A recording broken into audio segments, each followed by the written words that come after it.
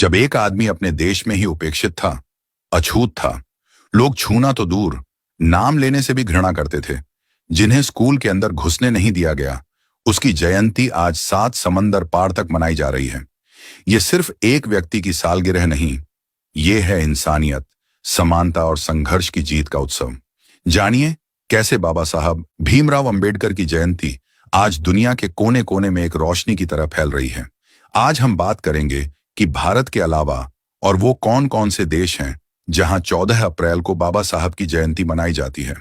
अगर इस वीडियो को आप पूरा नहीं देख सकते तो इसे यही छोड़ दीजिए, क्योंकि ये वीडियो बाबा साहब को अपना हीरो मानने वाले साथियों के लिए है। जय भीम साथियों, आप देख रहे हैं आज का अंबेडकरवादी यूट्यूब चैनल।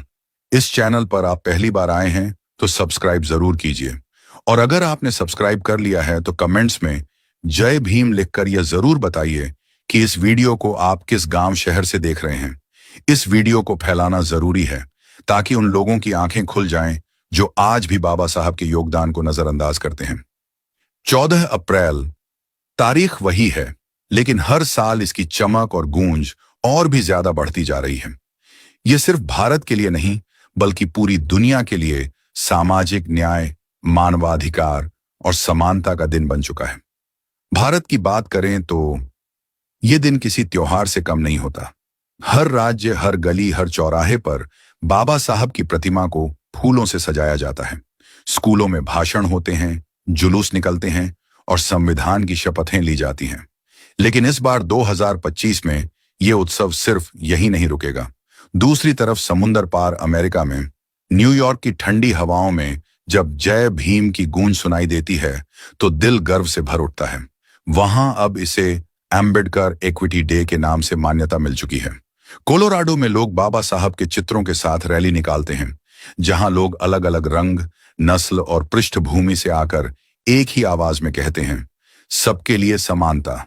लंदन की टेम्स नदी किनारे, बर्मिंघम और लंदन के सभागारों में भारतीय मूल के लोग जमा होते हैं। उनकी आंखों में गर्व होता है और हाथों में संविधान। बच्चे भाषण देते हैं और बाबा साहब के विचारों पर चर्चा होती है। कनाडा के टोरंटो में बर्फीले मौसम में भी गर्मजोशी से मनाया जाता है डॉक्टर BR अंबेडकर दिन समानता। वहां के विधायक भी इस दिन को खास महत्व देते हैं और भारतीय समुदाय के साथ कंधे से कंधा मिलाकर समारोह में भाग लेते हैं। ऑस्ट्रेलिया और न्यूजीलैंड, मेलबर्न और सिडनी की सड़कों पर जब झंडे लहराते हैं तो लगता है जैसे बाबा साहब का सपना वाकई पूरी दुनिया में गूंज रहा है। यहां तक कि जापान, जर्मनी और दक्षिण अफ्रीका तक, जहां छोटे स्तर पर ही सही लेकिन बाबा साहब को याद किया जाता है, वहां के बौद्ध अनुयायी और सामाजिक कार्यकर्ता मिलकर उनका जीवन याद करते हैं और उनकी शिक्षा को आगे बढ़ाते हैं। 2019 में एक रिपोर्ट ने दावा किया था कि बाबा साहब की जयंती 192 देशों में मनाई गई थी। यह संख्या सुनने में बड़ी लग सकती है, लेकिन इससे यह साफ है कि बाबा साहब सिर्फ भारत के नहीं बल्कि दुनिया के हैं। तो इस बार 2025 में भी जहां जहां इंसानियत है, जहां जहां समानता की पुकार है, वहां वहां बाबा साहब की जयंती मनाई जाएगी।